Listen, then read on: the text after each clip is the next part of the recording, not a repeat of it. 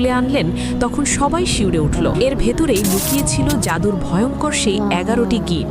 নবীজি বেশ কিছুদিন ধরে প্রচণ্ড অসুস্থ। জিব্রাইল আলাইহিসসালাম এসে জানালেন, ইয়া রাসূলুল্লাহ, লাবিদ নামের এক ইহুদি আপনার চুল ও চিরুনি সংগ্রহ করে কালো জাদু করেছে, আর সেই জাদুর জিনিসগুলো একটি শুকনো মোচার খোসায় ভরে কুয়ার পাথরের নিচে চাপা দিয়ে রেখেছে। দৃশ্যটি ভাবুন। আলী রাদিয়াল্লাহু সেই জাদুর উপকরণ নবীজির সামনে নিয়ে এলেন। মোচার ভেতরে ছিল একটি সুতা বা তন্তুতে 11টি শক্ত গিট।